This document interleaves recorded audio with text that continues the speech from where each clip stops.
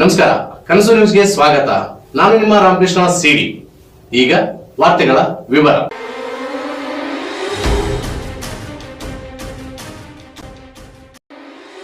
ಗಂಗಾವತಿ ವಿಧಾನಸಭಾ ಕ್ಷೇತ್ರದ ಶಾಸಕ ಗಾಲಿ ಜನಾರ್ದನ್ ರೆಡ್ಡಿ ರಾಜೀನಾಮೆ ನೀಡುವಂತೆ ಜಿಲ್ಲಾ ಸರ್ವಾಂಗೀಣಾಭಿವೃದ್ಧಿ ಅಧ್ಯಕ್ಷ ಮ್ಯಾಗಳಮನಿ ಒತ್ತಾಯ.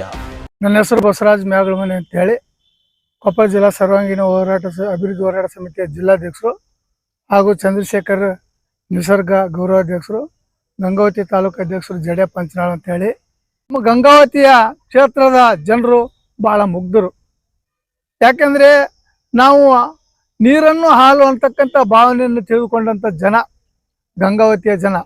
ಏನಪ್ಪ, ನಮ್ಮ ಶಾಸಕರು ಜನಾರ್ದನ್ ರೆಡ್ಡಿ ಅವರು ಅಗರ್ಭ ಶ್ರೀಮಂತರು, ದೊಡ್ಡ ಅವರೆಲ್ಲ ಬೆಳ್ಳಿ ಮಂಚ, ಬೆಳ್ಳಿ ಚಮಚೆ, ಬೆಳ್ಳಿ ತಟ್ಟೆಗಳು, ಭಾಳಷ್ಟು ದೊಡ್ಡ ವ್ಯಕ್ತಿಗಳು ಇರೋದ್ರಿಂದ ನಮ್ಮ ಗಂಗಾವತಿಯಲ್ಲಿ ಯಾರು ಬಡವರಿಲ್ಲ ನೋಡ್ತಾರೆ, ಎಲ್ಲ ಅಭಿವೃದ್ಧಿಗಳನ್ನು ಮಾಡ್ತಾರ ಅಂತ ಯಾರಿಗಾದ್ರೂ ಸಹಜ ಆಸೆ ಇರ್ತೈತಿ.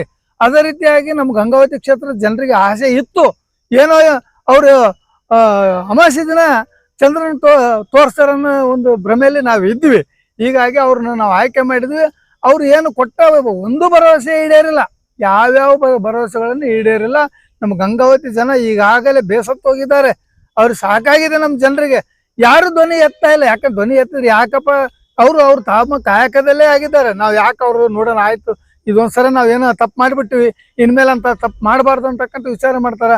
ಅವ್ರು ಯಾವುದೇ ರೀತಿಯಿಂದ ಪತ್ರಿಕೆ ಕೊಡೋದಾಗ್ಲಿ, ಹೋರಾಟ ಆಗಲಿ ಯಾರು ಮಾಡ್ತಾ ಇಲ್ಲ. ಯಾಕಂದ್ರೆ ಅವ್ರಿಗೆ ದುಡಿಮೆಯಲ್ಲೇ ಅವರು ಮಗ್ನರಾಗಿದ್ದಾರೆ. ಹೀಗಾಗಿ ಜನರು ಇನ್ನು ಮುಂದಾದರೂ ನಮ್ಮ ಜನ ಏನಪ್ಪ ಅಂದ್ರೆ, ಯಾವುದೇ ಒಂದು ಮಾತಿಗೆ ಮರಳಾಗದೆ, ನಾವು ಒಂದು ಬಟ್ಟೆ ತಗೋಬೇಕಾದ್ರೆ ಭಾಳ ಯೋಚನೆ ಮಾಡ್ತೀವಿ. ಒಂದು ಹುಡುಗರಿಗೆ 10 ರೂಪಾಯಿ ಏನಾದ್ರು ಕೊಡಿಸ್ಬೇಕಾದ್ರೆ ಭಾಳ ಯೋಚನೆ ಮಾಡ್ತೀವಿ. ದುಬಾರಿ ಆಯ್ತು ಅಂತೇಳಿ ತರಕಾರಿಗೆ 5 ರೂಪಾಯಿ 10 ರೂಪಾಯಿ ಬಿಡ್ರಿ ಅಂತ ನಾವು ಯೋಚನೆ ಮಾಡ್ತೀವಿ.